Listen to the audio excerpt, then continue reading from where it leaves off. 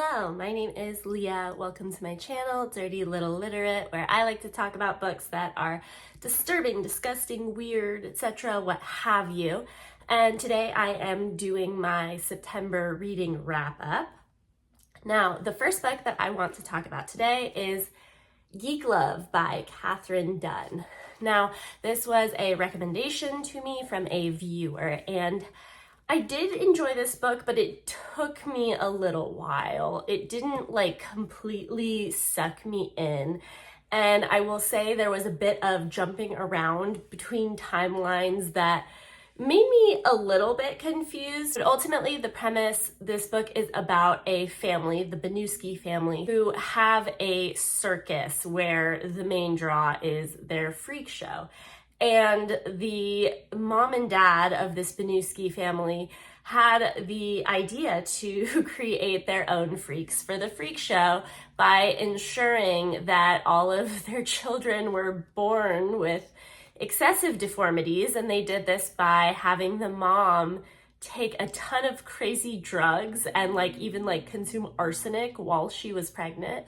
So their children were popping out with a lot of different stuff going on. We've got, Siamese twins. We have dude who's basically a torso with flippers. We got a lot of stuff going on. And so this book is focusing on their family, the happenings at the freak show. The main character, Ollie, is one of the children who has some deformities, but apparently not enough to keep up with her siblings.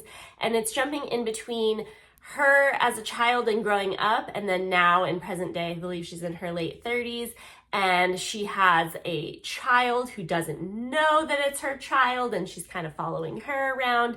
And this book is definitely one where it will drop a tidbit of information, and then you're like, wait, I definitely need you to clarify that or give the backstory, and then it's gonna make you wait a while before you get to figure it out. One of the Banuski children does end up leading a cult in which its members voluntarily have all of their limbs removed. So that's a spicy component of it. It is a bit of a dark book, but it didn't bum me out or anything like that. So it is in some scenes kind of confusing to picture what is being described. I felt that the author didn't always describe things in the way that my brain really needed to visualize everything. So, if the freak show premise intrigues you, maybe you'll like it. I wouldn't say that I loved it. I liked it.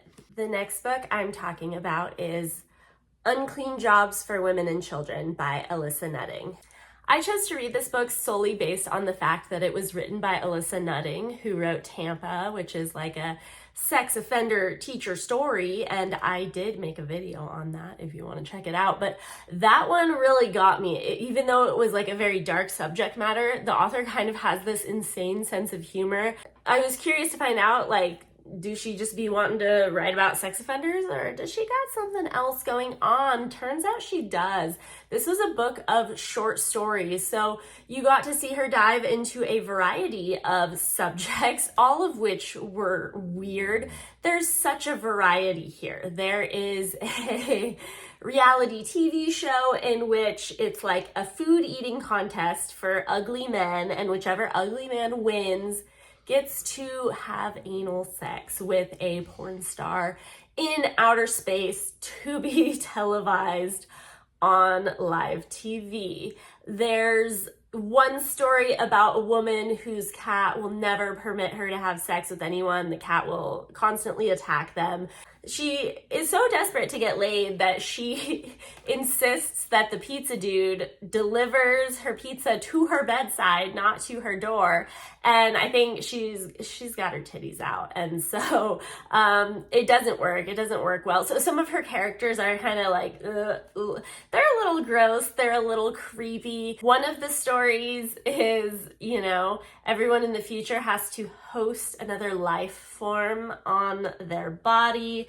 So, you have an aquarium in your titties, you got fish swimming around in your boob implants, or you just have a little animal on your shoulder, whatever it is. Just kind of these absurd potential scenarios of the future. And she definitely has her weird, interesting sense of humor throughout. I really liked this one. I think I still preferred Tampa, but this one was definitely still up there. The next book I'm talking about is The Wasp Factory by Iain Banks. And this one was very interesting. So my mom actually mailed me a ton of disturbing books, not even that I requested, just that she, did her research on trying to find out what's gonna, make my daughter vomit in her mouth and then swallow it and then vomit from having swallowed her vomit. And so this was one of them, and I had heard of this one, but I didn't really know anything about it. And this one is about a 17-year-old boy named Frank who lives in Scotland on kind of a remote island with his single father. And this kid is definitely a psychopath, but it was very fascinating because it wasn't like over the top, hit you in your face with it in terms of like how he would describe his feelings when he was doing these fucked up things. So for example, I will say there's a lot of like animal cruelty in this book, which for me is one of my topics that I really have a much harder time with. Usually I try to steer clear of any books with animal cruelty if I can help it, if I know ahead of time that that's going to be a good chunk of the book. So for example, he's constantly killing animals, bugs, things like that, but he isn't necessarily specifically verbalizing, oh, I just love watching them suffer. It's just very much like, this is just what he does. I don't know how to articulate it. Like, I'm sure he's obviously getting something out of it, but he's much more concerned in like explaining the logistics of like how he's going about some of these gross, horrible things. He basically does whatever he wants on the island. He has these like poles sticking out from the ground, and he'll put like dead animals on the top of them. And he's like very ritualistic, perhaps even a touch of OCD in there because he has all these kind of rituals that he has to do a certain way, but a lot of them do have to do with animals. Wasps in particular are a jam of his. The Wasp Factory, he has this like elaborate contraption. It's basically like an old clock, and he'll get a wasp and it's like in the clock face, but there are all these different areas for each number on the clock, and it's like a different way that the wasp might die. Like, I don't know, like one of the ways is like, oh, drowning in Frank's urine. It's very bizarre,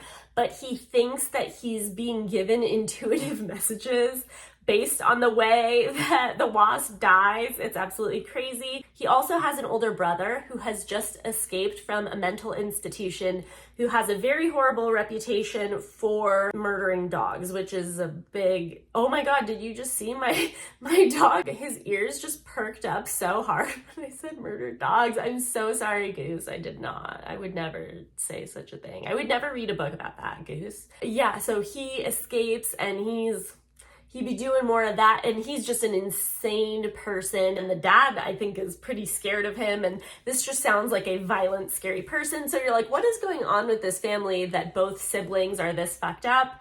Also, we find out that when Frank was a small child, he'd be murdering people, and that's something that I think it even says it on the back here. Yep, it's like one of the first couple sentences on the book jacket being like, yeah, when I was a little kid, I do be murdering, but it's just a phase. So I guess it was a phase of like human murder, and then we're just, sticking with the animal murder. So one critique I have of this book is it felt like I was being drowned in logistics of island geography or the practical mechanics of all like the weapons that he uses or makes. And sometimes I'm like, gosh, this really is not adding anything to the story at all for me. But the overall premise and kind of the plot unfolding, I was definitely here for that. It just seemed like the author really was drawn in by just giving you these details that they're not plot based. It's descriptive, but it's just not descriptive in a way where it's describing things that I care about. So that piece of it didn't necessarily do it for me, but it's less than 200 pages. It's a very quick read. So I recommend it. if you can get past the animal stuff, I don't know. I think my mom forgot to screen for any dog murder, but I'll give her that note for next time. So those are the only books I read this month. I feel like I just went really slow with Geek Love, to be quite honest with you. I'm reading a really good book right now that I'm excited to talk about for next month's reading wrap up. And I'm not saying it's another teacher sex offender book, but it is another teacher sex offender book. I am saying that. And I don't mean to have that be like my theme. To be fair, that was also one of the ones that my mom just sent me. So maybe she sees that as one of my go-tos. I don't know. So anyway, thank you so much for joining me. I will see you next time. Bye.